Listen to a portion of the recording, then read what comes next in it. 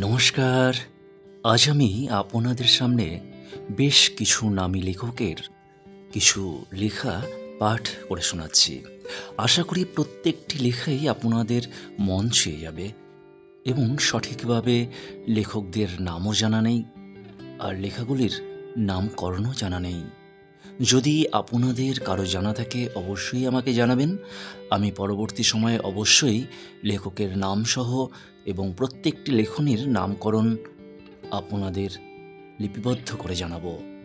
আর আশা রাখছি প্রতিটি লেখাই মন দিয়ে শুনে আপনাদের মূল্যবান মতামত জানিয়ে আমার পাশে থাকবেন।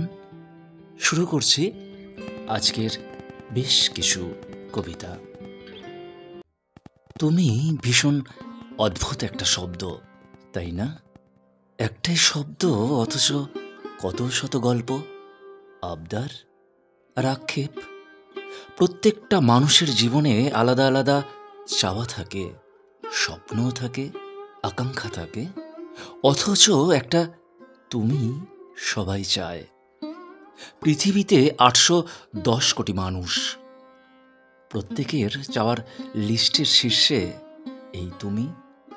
রাস্তার খড়কুটোহীন মানুষটা থেকে বিল গেটস, সবার চায় তুমি।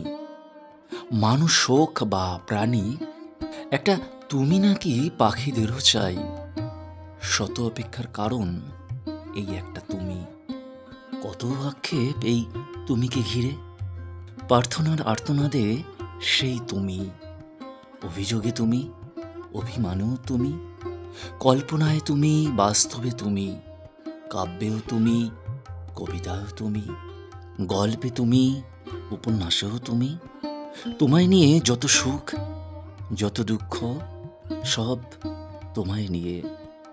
সৃষ্টির শুরু থেকে যত অনুভূতি, সব তোমায় নিয়ে।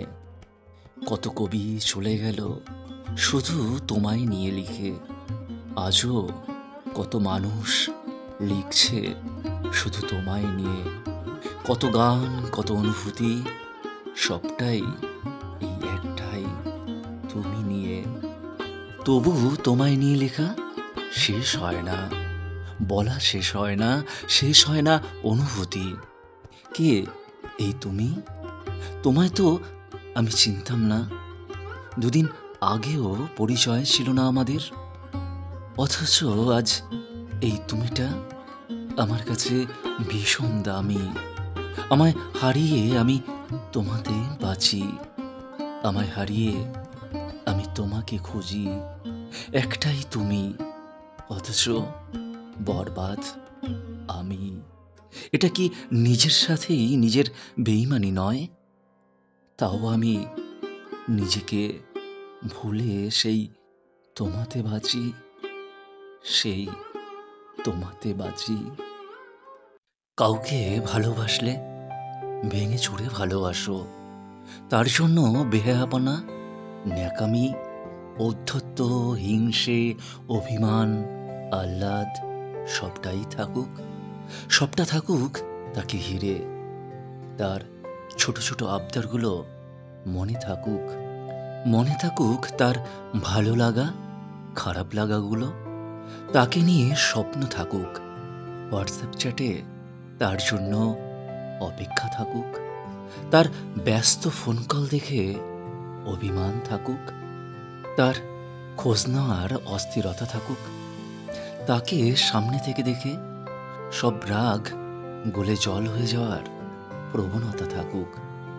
আসলে ভালোবাসলে নিজেকে পুরোপুরি উজাড় করতে হয়, মেপে ভালোবাসা যায় না। লিমিটেশন বাঁচিয়ে কাউকে ভালোবাসাও যায় না। ভালোবাসতে গেলে নিজেকে অনাবৃত করে ভালোবাসতে হয়। যাকে ভালোবাসি বলে দাবি করেছি, তার সামনে ছদ্ম আমিটাকে বসিয়ে কি লাভ? নিজেকে পুরোপুরি মেলে দাও, ছেলে মানুষই করো, ভালো খারাপ সবটা দেখিয়ে দাও। আর তারপর কেউ যেতে চাইলে বিনা প্রশ্নে তাকে যেতে দাও। ভালোবাসার বদলে ভালোবাসা আশা করো না। তোমার মন উজাড় করে তুমি ভালোবেসেছো, এই তো অনেক। এক আকাশ ভালোবাসায় তাকে ভরিয়ে দিয়েছ। আর কি চায়?